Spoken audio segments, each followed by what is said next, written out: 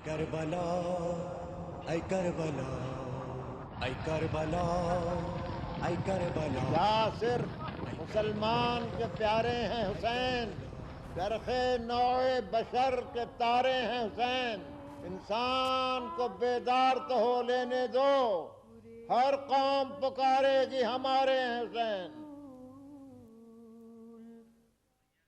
Bismillahirrahmanirrahim. Assalamu alaikum. You're watching an Ashura special on PTV World. I'm your host, Umar Khalid Butt. Now, Ashura, also known as the 10th day of MOHRRAM, is part of the Islamic calendar, as you very well know. The month, the Islamic calendar begins with the holy month of MOHRRAM, and the 10th day of MOHRRAM is a very revered day for all Muslims around the world, whether we be Sunnis or Shias or any other sect. It is a time of rejoicing and deliverance. At the same time, it is a time of grief and sorrow for both Sunnis, Shias and all other sects of the Muslim community. We are trying to understand what Ashura's importance is for Muslims, how Ashura, the whole history of Ashura began, what does Ashura teach to Muslims around the world, whether it be women, children, men, and are we really following the philosophy of Ashura and what it stands for? Let me introduce to you my two very eminent guests who have joined me for this hour on PTV World. On my first, on the right is Dr. Aslam Khaki. You're a jurist as well as a religious scholar. Dr. Sab, thank you very much to have joined us.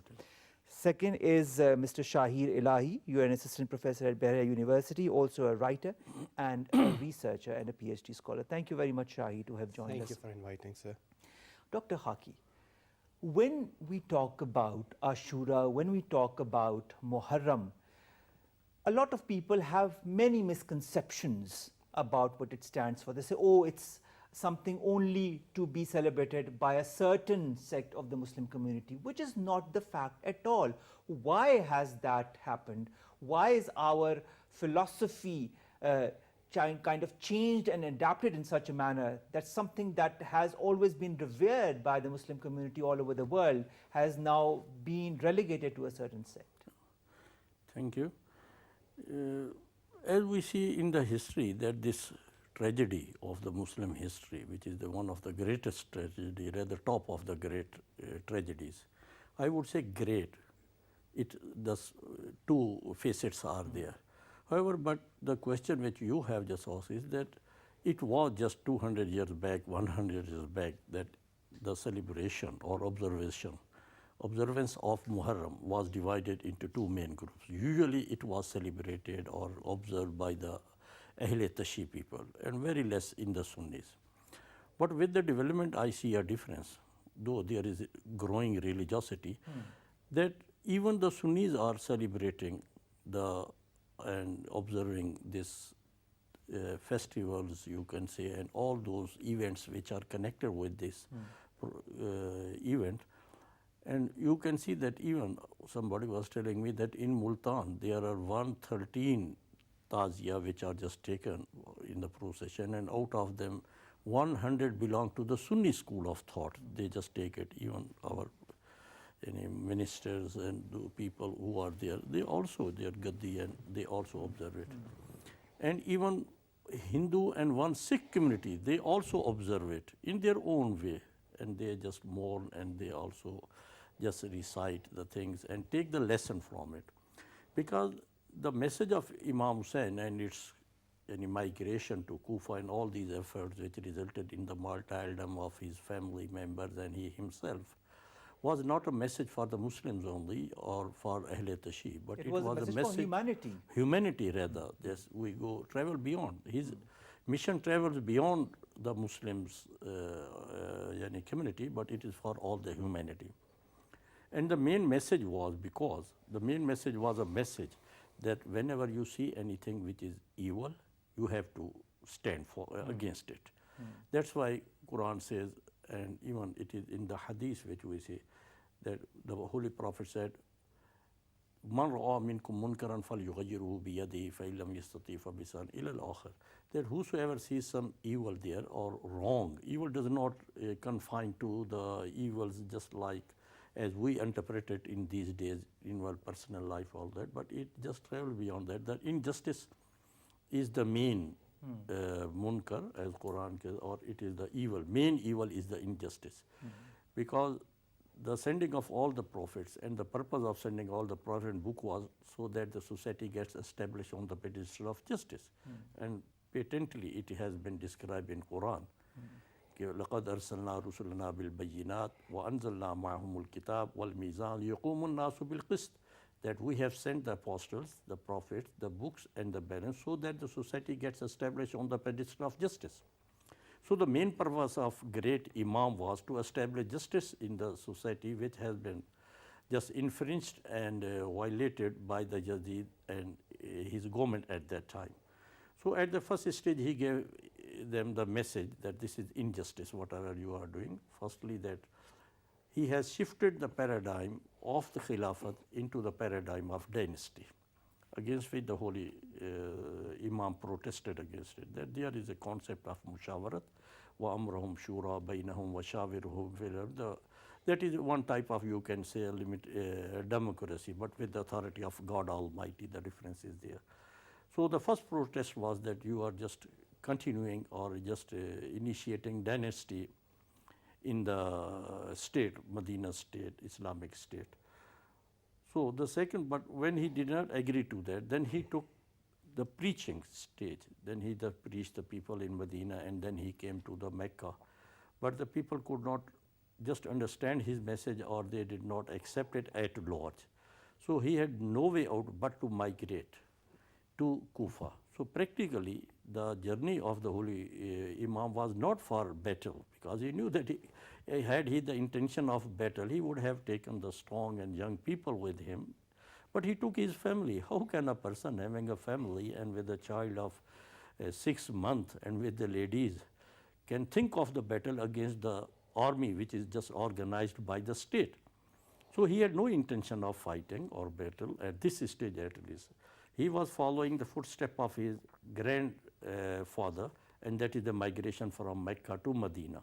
Because Quran says, إِنَّ الَّذِينَ تَوَفَّاهُمُ الْمَلَائِكَةُ ظَالِمِي أَنفُسِهِمْ قَالُوا فِيمَا كُنْتُمْ قَالُوا كُنَّا مُسْتَضْعَفِينَ فِي الْأَرْضِ قَالُوا أَلَمْ تَكُنْ أَرْضُ اللَّهِ وَاسِعَةً فَتُهَاجِرُوا فِيهَا. That the angels would ask some people in the hereafter that why didn't you were so weak and you didn't react to the people or to the evil. They will say, we were very much weak on the earth. They would say, was not the land of Allah Almighty so vast that you could have migrated? So migration is from the unpleasant environment to the pleasant, from the uncogent to the cogent circumstances, so that you can develop All it. right, all right. Whether we talk of migration, Shaheer, or we talk of injustice or evil that Dr. Saab has very ably pointed out, it was not there 1400 years back or 1000 years back.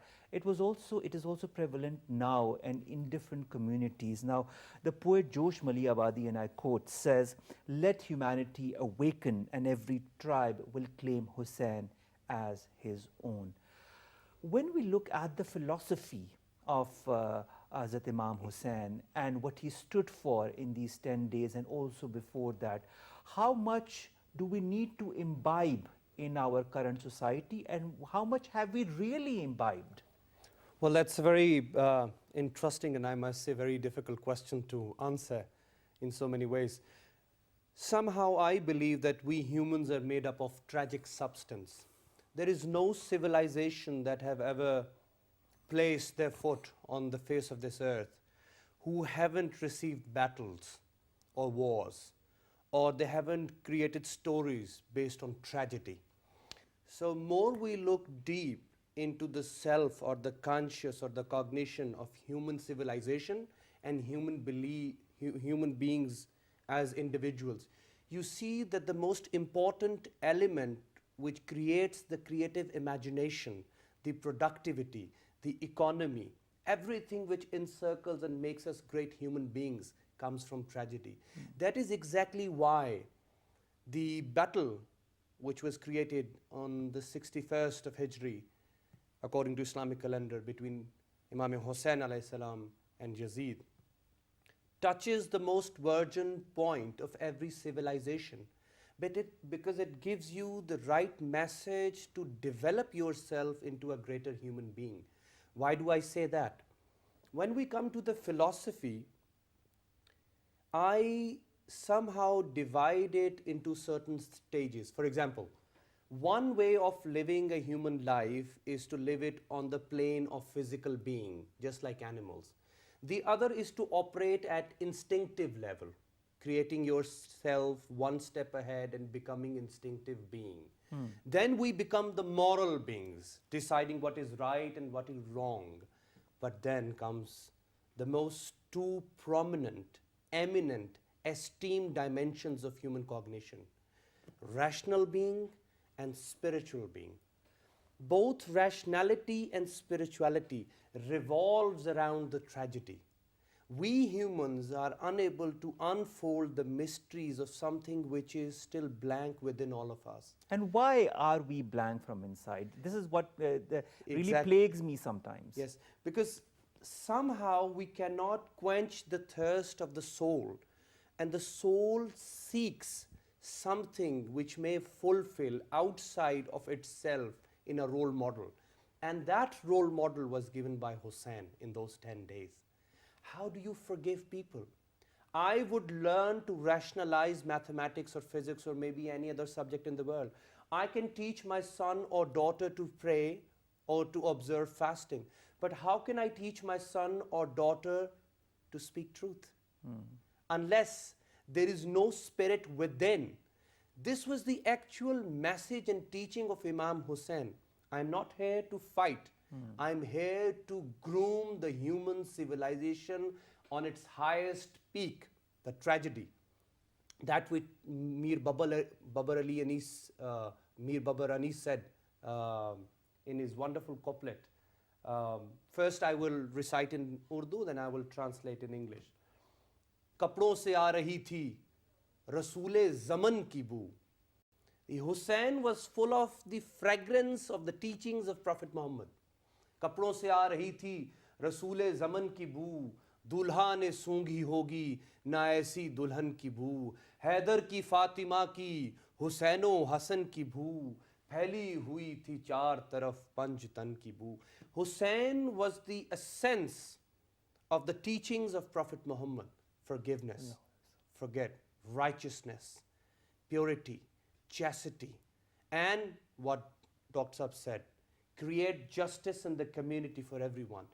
Creating community kitchen. That is still going on in the name of Hussain, known as langar. Feed the poor. Give your ears and shoulders to the needy. This is the actual message of the grandson of the Prophet Muhammad. So, I believe that Hussein's basic message touches the most virgin point of all human civilizations, tragedy. Because tragedy completes you.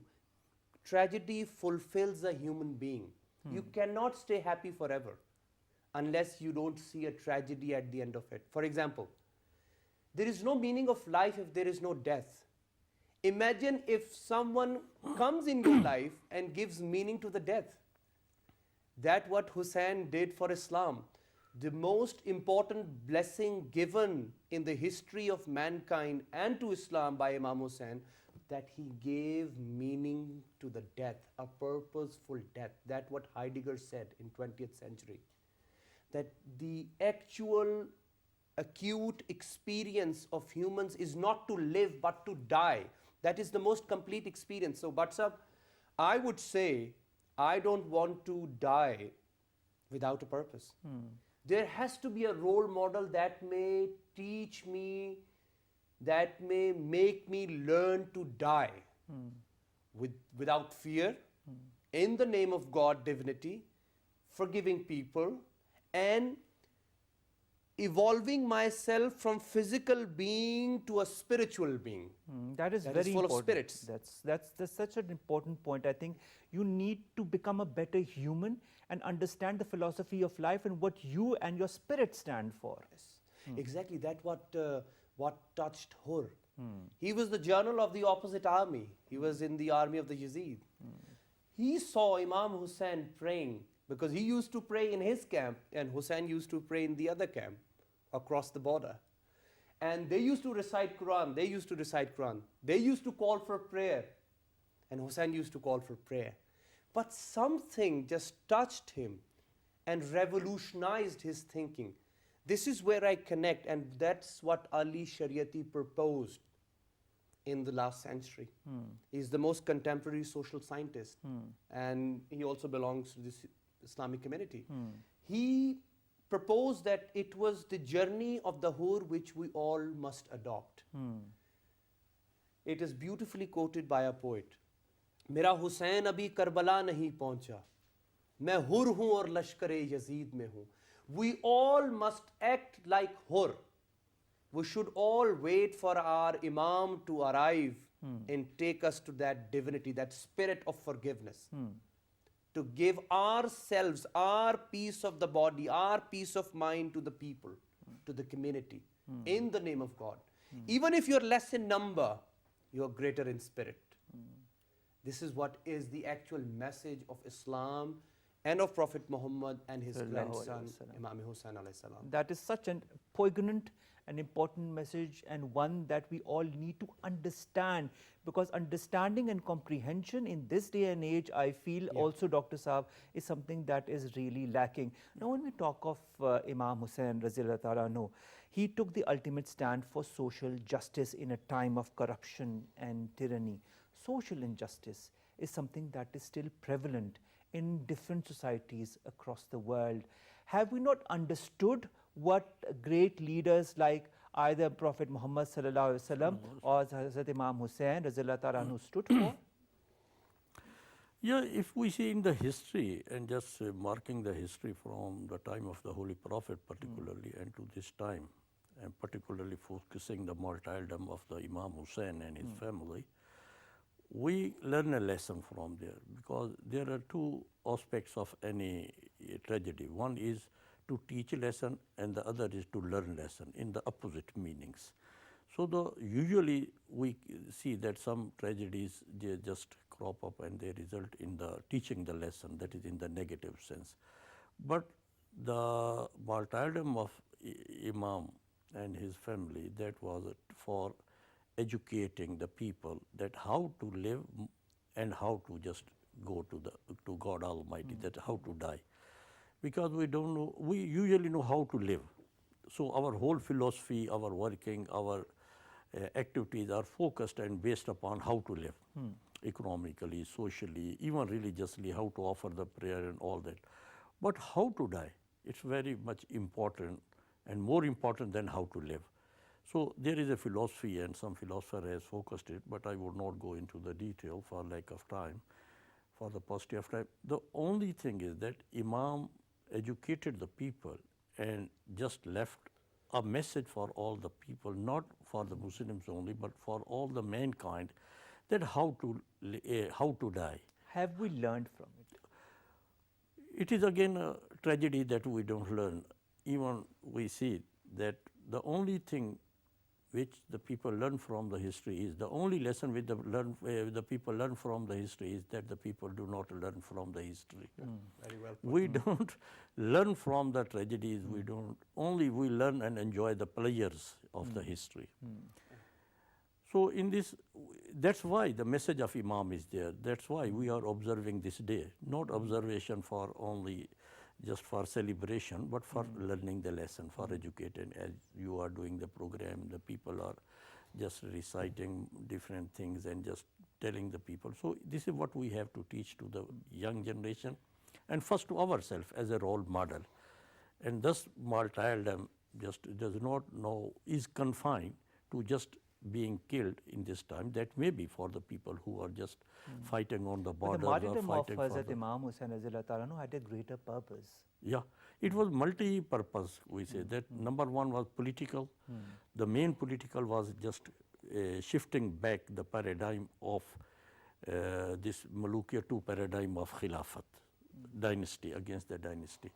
And then again the question rises that why did the Imam Hussain claim his own entitlement for the Khilafat? I say that though history is just divergent, but I said no. His claim was not that I am entitled. His claim was that you should just put the system on the right track. Just have the consultation mandate of the people, just have the election, and if you enjoy it, then you can go. However, he had some superiority and superiority over the other candidates because he was reared and bare in the family of the Holy Prophet ﷺ, where he just learned the things directly. He listened to the things directly from the mouth of the Holy Prophet. So there was no doubt, no intervention between the Holy Prophet and the Imam Hussain. And then he was reared in the lap of Hazrat Fatima, then Hazrat Ali. All these people were the great people. So even otherwise, even then he had that background, so he was the most entitled person, even if he claimed that he is the most suitable person on the basis of merit, not on the basis of blood relation, I think, because he was going against the dynasty. How can he claim the dynasty itself?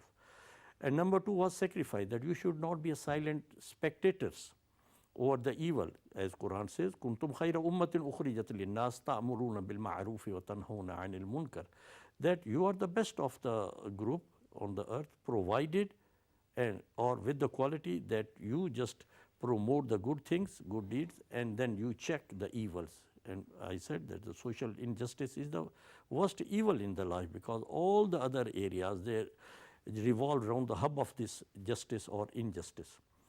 So he raised that, and then there are some steps which have been given that how to just react. Then he also just went with the teaching, preaching, and then with the migration. And at that time, though he might have been given the offer that if he goes back, it's okay. Otherwise, if he just marches against the, you can say, kingship or monarchy of the Yazid, then he would be just given a battle in the battlefield. So in these, there are many lessons for our people who are just going through or creating the social injustice, that they should strive for it according to their own positions. And if the position is not that they can do in this area, as I have shifted from rural areas, because I thought that whatever my faculties are, capacity, they are not, can be used in my village. So I shifted to the rural. The people shift from one place to the other for the better environment and for the better environment of doing any better deeds, not only for the employment. So the message is always there. And the second message which comes from the Holy Prophet, that from the Quran as well, وَلَا تَقُولُوا لِمَنْ يُقْتَلُ فِي سَبِيلِ اللَّهِ أَمْوَاتٌ بَلْ أَحْيَاءٌ وَلَكِنْ لَا تَشْعُرُونَ. That don't say that these people are dead. Though physically they are dead, but here they say, بَلْ أَحْيَاءٌ, they are live. So here their life is not physical life here, that they are physically present, but the life is that their mission is live. They are live through their mission. It is a virtual meaning. وَلَكِنْ لَا تَشْعُرُونَ, but you can't conceive it. You can't see it. You can't understand it, because it's not a normal life there. In the رَبِّهِمْ يُرْزَقُونَ, that they are fed with their Lord Almighty. So they are live here through their mission. So there are many people who are not doing good deeds, and they are like the dead, though they are alive physically, but they don't have any purpose of the life. So they are living like animals, that they are eating and growing or being slaughtered when needed by the people, but their life is not purposeful. The man is differentiated from the animal in many perspectives. And one of the perspectives is that the animal has no goal in the life. He has no purpose. While the man has a purpose, or given the assignment, or given the aim that he should live for a purpose. So the people who are living without any purpose are like animals. As Quran says, أُولَٰئِكَ كَالْأَنْعَامِ بَلْ هُمْ أَضَلُّ. They are like the animal, rather worse than that, because the animal do not have the capacity to work for the purpose.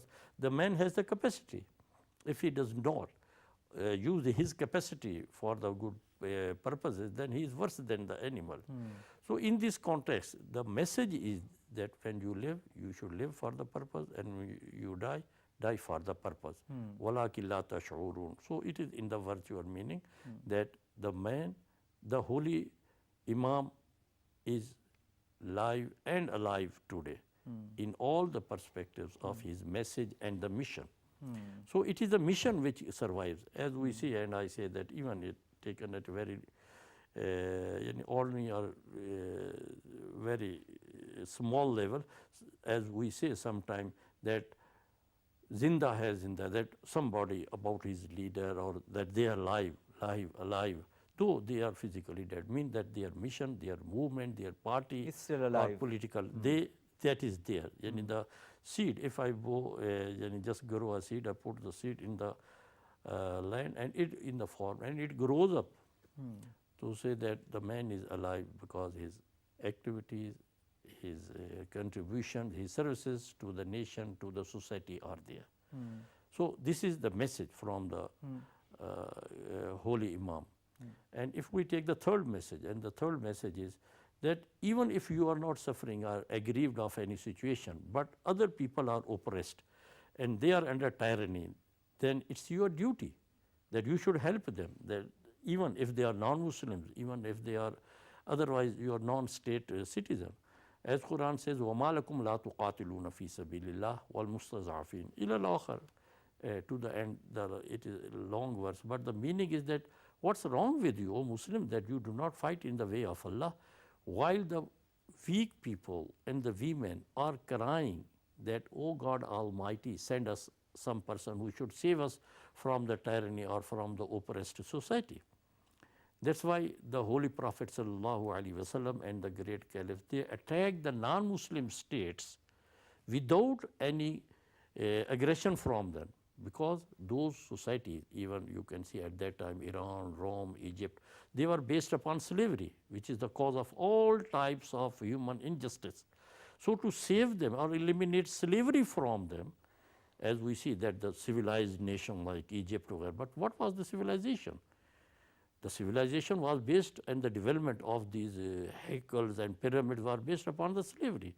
Hundreds of the slaves were forced to just pull the heavy stones upward, and one of the stone, when it dropped back, it just took the lives of the 20 or 30 people. Then again the others were brought.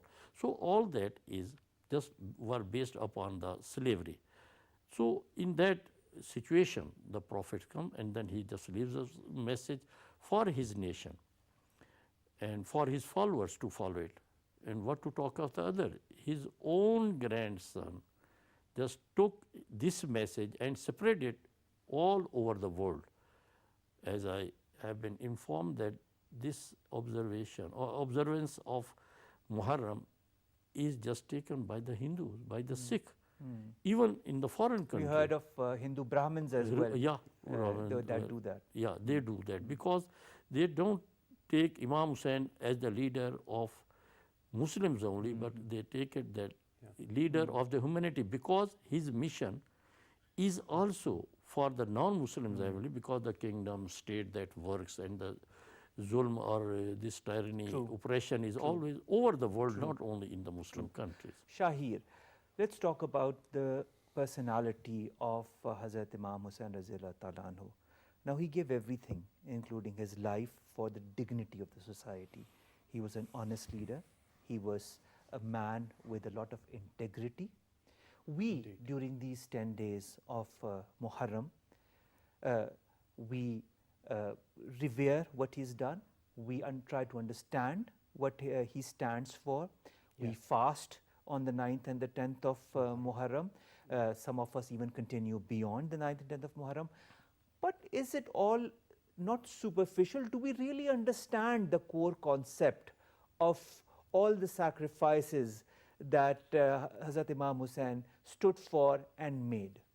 I would answer this question by quoting a few sentences, statements I was going through by French scholars.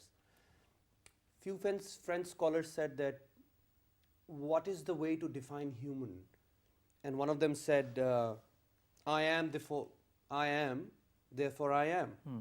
Another one said that, I feel, therefore I am.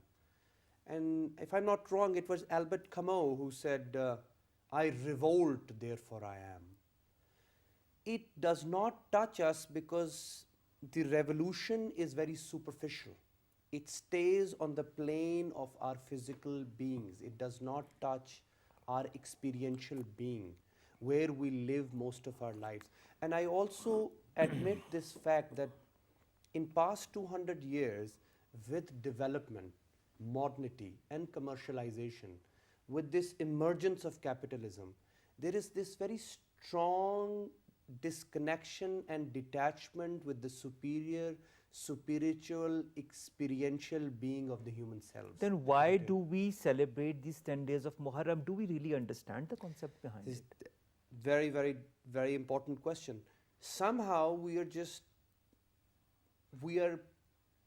celebrating it or observing it as a ritual, which is not the right purpose of doing it. We must experience the lessons of Imam Hussain alayhi salam. Unless it is not experienced through me, it will not cause or it will not bring any change in my life or in my community at large. The problem with us in past several years is that somehow most of our religious activities are becoming more ritualistic. They don't touch us where it should touch us. That is exactly why we cry only through eyes. Our heart never cries. We are crying in the name of Imam Hussain, but it is not touching our soul. That is exactly why whatever we try to do, it somehow gets discontinued. There is this continuum of blessings. If you experience something which has been given to us by Imam Hussain, what is lacking is that cognition of experience. We don't get experienced. It is not fulfilling for us. We take it as a ritual. 10 days of rituals of observing Muharram. I think the message is beyond that. Hussain and Hussein's Muharram, Hussein's Ashura, it just revolves all around the year because people are crying, suffering, health, industry, greed, lust. It's all around us. The point is, the basic theme and purpose of Hussein's personality is to make you like a fragrance. Even if you can't be seen, you may be experienced and quoted by others. Live like a fragrance. That's what a Persian poet said. Muhammad Gul, Prophet Muhammad is like a flower. O Ali Bue Gul. And Ali, his son-in-law and the father of Hussain and Hassan, was like the scent of that flower. Chun itrish baramad Hussain o Hassan. And both Muhammad and Ali gave these two droplets to the world. And these droplets give fragrance of sacrifice, of purposefulness, of this experience of the self, and living your life on the highest plane of human cognition and experience.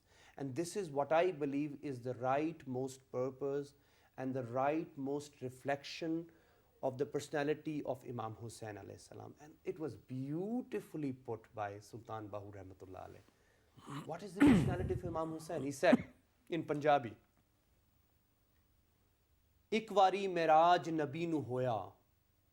It is true that Muhammad received the highest divine point. Hoya Hussain nu char vari hu. It is due to the blessings of the Muhammad that Hussain received these divine points 4 times, 4 folds, due to his nana, due to his grandfather. एक वारी मेराज नबी नू होया होया हुसैन नू 4 वारी who. पहला मेराज अंबड़ी दी गोदी. He was born in the most highest noble family. पहला मेराज अंबड़ी दी गोदी दूजा नाने दी सवारी who. He used to ride on the shoulders of the Prophet Muhammad, peace be upon him. तीसरा मेराज खंजर दी धार उत्ते. The most brutal killing of Imam Hussain, he experienced it. For people, for suffering, for the righteous principles of Islam. तीसरा मेराज खंजर दी धार उत्थे. चौथा मेराज नेज़े दी नोक उत्थे जिथा वेख्या खलकत सारी हूँ. He, Hussain, is the highest pole which defines the mark or marks the boundary between good and bad, between you and I, between giving yourself and dissolving yourself in the name of Lord, or just living your life for these worldly things and becoming a materialistic being. So for me, the personality of Hussain is so majestic that it tries to pulls you like a magnet, and it avoids you becoming merely materialistic persons or materialistic beings, right?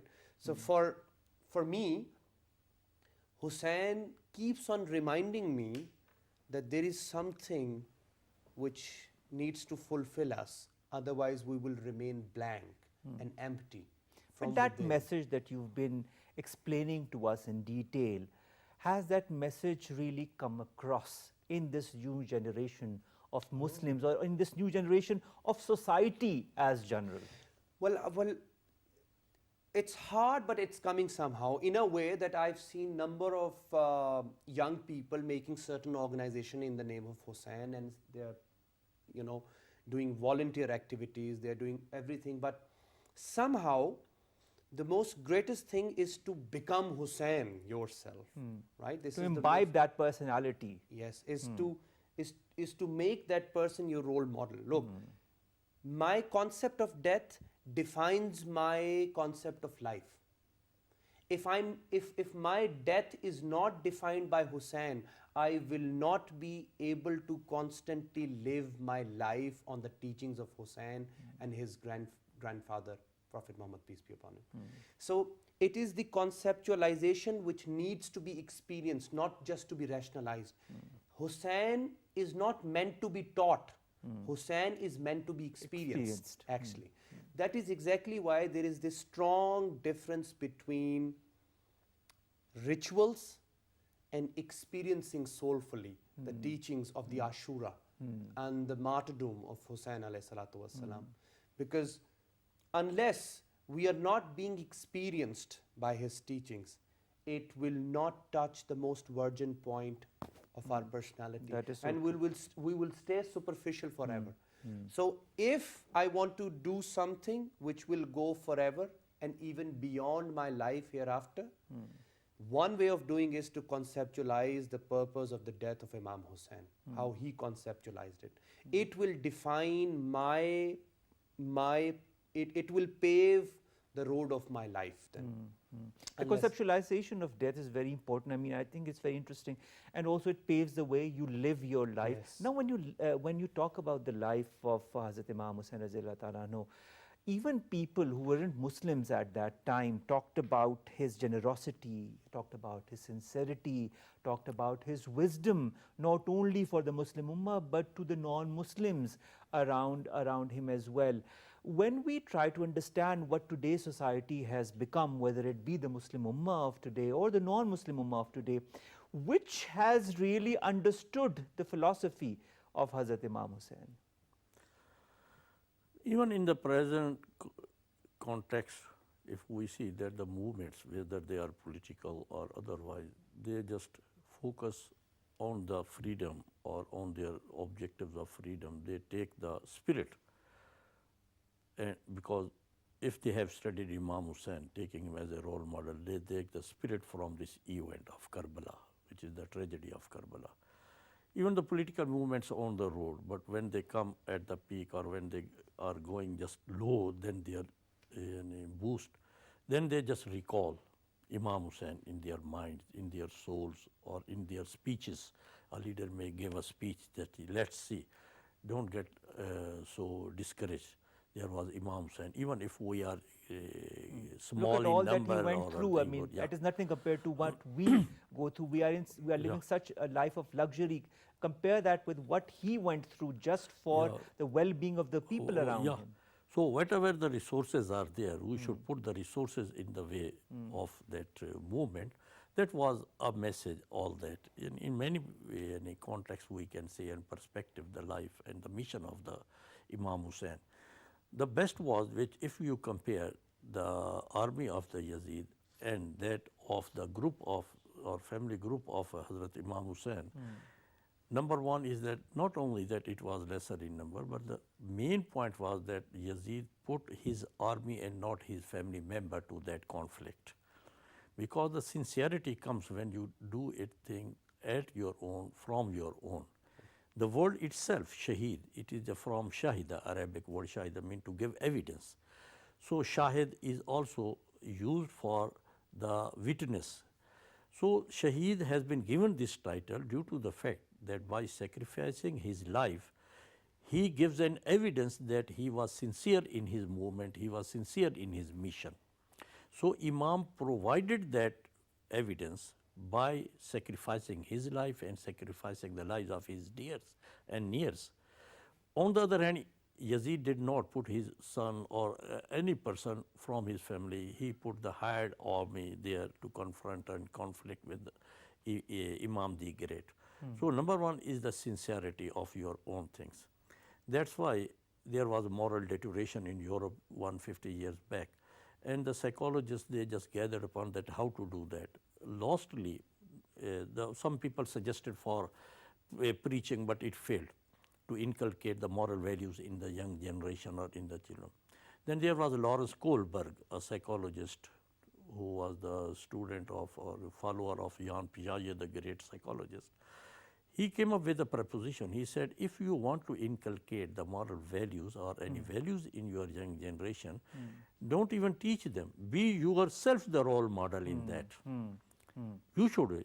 If you want that the student, your children should tell truth, you should tell truth in the life. That is so important. Yeah. Be the role model Role yourself. model. I think Hazrat Imam Hussain Raziyallahu Ta'ala Anhu, if I were to kind of summarize what we've talked in the last 1 hour, was a role model not only for the Muslims of his time and the non-Muslims of his time, but also for the whole society in general, Of all the for times to those, come. for that era and also for the era of today.